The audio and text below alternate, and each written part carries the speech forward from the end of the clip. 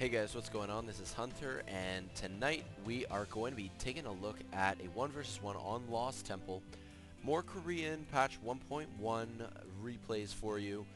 I'm really glad that we can finally, have access to 1.1 reps. It was quite a number of days after the patch was released, and you couldn't find any pro replays or even less so like pro Korean reps. So I finally got my hands on some, and I'm going to be bringing you MioWeRRa versus Choya. Spawning as the red Terran player at 9 o'clock, we have MioWeRRa, and then to the north, Choya.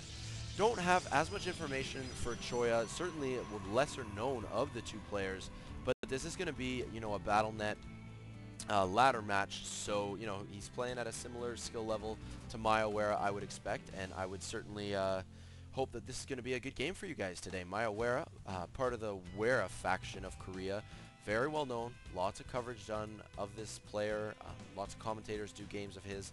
My last commentary was actually MioWeRRa versus Tester, and this is going to be MioWeRRa versus a lesser known player, so let's get right into the cast here. Should be a good PvT. We got the first gateway going up for Choya. I would certainly expect Choya to be going with the opener that just about 95% of Protoss, players use. Opening in this situation, you get the gateway, and then just after the gateway we get an assimilator followed by a KOR.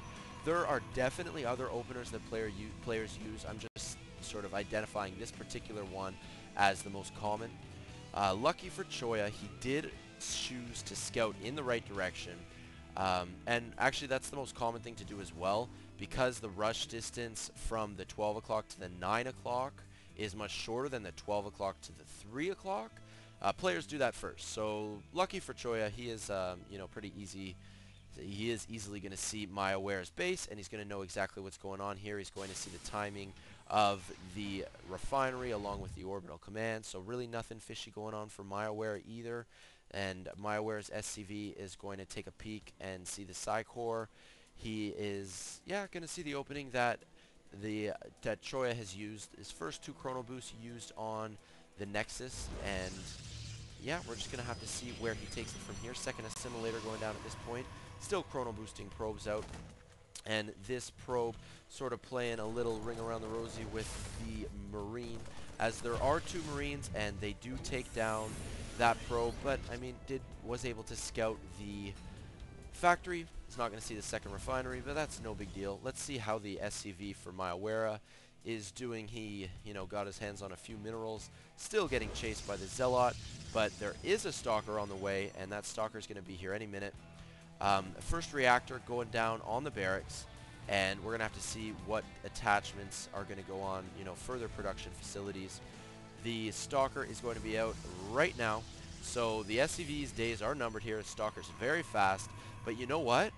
This SCV is certainly not going to die in vain, as he was able to scout the Stargate here, and that is sort of the first instance of Choya really diverting from the standard build order. This is certainly a little bit more unique, as we do have a Stargate on the way, so I'm very interested to see what he's going to go with. Phoenix, Void Rays, or what he's going to choose. After lifting off the barracks from the front wall, we do have a bunker here, two Marines in there as well. And this reactor is certainly going to come in handy when going up against the Stargate, as Marines are very effective anti-air, and I mean more so than being simply effective, they're very cost effective. Very cheap units, and sort of supply blocking himself here for a moment or two. Only getting that supply depot down right now, so, being side-locked for a few seconds there. Siege tanks is on the way, and a starport has arrived as well, getting those Vikings out. Very good anti-air as well, as they do have 9 range, and a good effective combination when you got Marines on the ground and then Vikings overhead. Very difficult to deal with. We do have Phoenix on the way. This is we actually have one Phoenix in the sky already, and another one on the way. So let's see here. This Phoenix is going to be able to do all that valuable scouting information. Certainly one trait of this very diverse unit. Very fast. It's obviously got the Graviton beam, which as a result, if you decide to go with a very Phoenix heavy build, you are going to be looking at, a lot of APM to sort of keep up with that, because you have to do the Graviton beam, and you have to be very careful with these little planes. They have 0 armor, along with 60 shields and 120 life. So they are very fragile planes, and if you do not micro them properly, they will go down very quickly, and yeah, so that's going to be very costly. So we're going to have to see how Choya does with those. We actually have a supply drop that was just used a moment ago on this supply depot there. So that's pretty interesting. You know, usually players much prefer mules, but if you need those minerals up front, if you would rather have 100 minerals up front, you go for a supply drop. Now just sort of holding that thought, we do have these 3 initial Phoenix just taking a peek in, testing the waters. But you know what, with 12 Marines here and another couple Vikings overhead, it's going to be hard for the Phoenix to deal with. That SCV doing, you know, what he wanted to get done, just making sure that the Protoss player hasn't expanded to this natural. But what MioWeRRa doesn't realize is Choya has actually opted to go with a pretty crafty expansion at the 3 o'clock main. Let's see how this decision is going to play in for the rest of the game. I do find it very interesting that Choya did not go for the natural expansion and instead went for that 3 o'clock. We do have, is this a command center? It is not, it is a barracks, excuse me. So no expansion going up early at all for MioWeRRa. Still opting to just macro up a little bit, getting a tech lab on the starport. So we're going to see, I kind of doubt Banshees because that's pretty foolish to get when, I mean, you're going up against this many Phoenix. Well, as I'm saying that, this Phoenix sort of closest to the Terran base did get smoked with about 6 volleys or so from those Vikings. But, you know, Choya just making sure that there's nothing too funny going on. Nothing too funny going on in the Terran base. And another supply drop as well. So, you know, again, wanting those minerals up front to put down an extra barracks, get those extra production facilities up. And this poor SCV is going to get caught off guard as we are currently producing off of, we got 2 warp gates in the main along with a Stargate, and then an additional, well, this gateway is going to turn into a warp gate any second, I'm sure. But yeah, so I really do like this expo up here. Now, let's think why Choya, you know, opted to go with this 3 o'clock expansion. Well, Choya obviously knows that MioWeRRa has a very, you know, heavy ground force with the siege tanks, lots of Marines, I mean, some air support as well. But a siege tank and marine heavy army is really quite slow. Both of those units going at 2.25, I believe. I know the marine is. Siege tank as well. So very slow on the ground, which would certainly make it difficult to cover the ground it takes to get, you know, if an attack goes at the main or if an attack goes at the 3 o'clock, it's hard for the Terran army to go and effectively attack both bases. Oops. So that, I think, sort of played into Choya's thinking for getting this 3 o'clock. But as I'm saying that, we do have MioWeRRa moving out now, and this is a good timing window. And this has been scouted. Choya did book the army moving out, and these Phoenix are going to try to get into position. We do have pretty heavy forces for the Protoss player to the south too. Now, 1 Phoenix went down there, and MioWeRRa has definitely seen these Maynarding probes, obviously. Ooh. Lining up perfectly for that Hellion, as that Hellion got 7 kills in a hurry there, and going to try to pick off a couple of these Vikings here.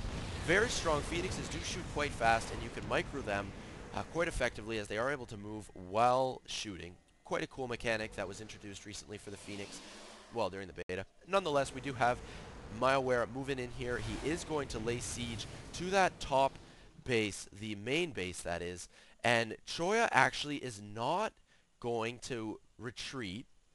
It doesn't look like he is, at least. No, it looks like he is counterattacking instead. So MioWeRRa moving into the main, and there's nothing to defend here. All these buildings are going to go down. There's really not much else to say about it. No defenses whatsoever. All at the same time, all the SCVs pulling off the line for MioWeRRa, using the Phoenix there to pull up to Graviton Beam that siege tank. I like that play. With this many Zealots and Stalkers, though, made quick work of any straggling units, and this liftoff ability is not going to be, you know, saving these Terran units. Lots of Stalkers, lots of Phoenix, and they're going to be eliminating these buildings very quickly. MioWeRRa is, you know, he's got the army advantage for sure. He's got a very heavy marine and tank force, but he's going to lose his orbital command. That barracks might get away. The starport's going to burn down, and he does not have a lot left in his base. These SCVs here are the only workers left for MioWeRRa. So he does have enough for a command center, but it's pretty crucial that those SCVs stay alive. Now sort of sieging up, going to fortify, you know, some kind of, well, he's going to try to get back and defend. MioWeRRa has to do something here. This is really not looking good for the Terran player, but he does have his army, so this is going to be a big engagement here. Lots of Marines on the ground. The Phoenix taking a lot of fire. Stalkers and Sentries using that Guardian Shield. Guardian Shield very, very effective against the Marines. Now, interesting play. Moving back, going to try to take out these SCVs. Make sure that there's no workers for MioWeRRa, and that was pretty vital. Okay, the MioWeRRa should have microed these workers. I mean, in an ideal world, he could have microed them over, you know, to the right-hand portion of his base. He could have escaped with them. But now, looking on the units tab, we do not have a single SCV for MioWeRRa. So this is it. Do or die. MioWeRRa has to make something happen. Looking at the army tab, there is a discrepancy of about 20 supply, but there are 20 more workers for Choya, so the army sizes themselves are quite close. Those Phoenix did just swoop in and snipe the Raven. So again, we're looking at about 29 Marines, 5 siege tanks, and 1 Viking overhead. And they're going up against 3 Stalkers, 12 Zealots, and Phoenix. So look, MioWeRRa's scrambling. He's got to get into the Protest base as quick as possible. Now, I like that force field, buying Choya a little bit more time to use his warp gates to micro in some more units. He's got a Void Ray as well, has 1 warp gates left at his main as well. That force field does go down, and this is it. Do or die for MioWeRRa. He has to figure out something here. He is going to try to move in. He's shelling away at these warp gates. This warp gate is going to go down, and I like that the Void Ray charging up on the Cybernetics core, getting that prismatic beam going. Always strong play. I'm just going to slow it down a little bit here. We want to take a look at the micro. Siege tanks sieging up. Zealots going to town on the Marines. And here we go. Phoenixes. 1, 2, 3, 4, 5 siege tanks getting lifted off while the Zealots are able to have free reign and corner the Marines. Marines can't run. They can't micro that well. They are all getting sliced in half. And finally, still lifting off with the Graviton Beam. I love the micro by Choya in this situation. Completely neutralizing the siege tanks, allowing the Zealots to slice and dice the Marines, and taking this really quite close battle. I hope you guys enjoyed this game, and if you guys haven't checked out more of my commentaries, youtube.com/HunterStarcraft, subscribe if you like what you see, and I think that's all for today, guys. So this is Hunter Starcraft here saying, peace out.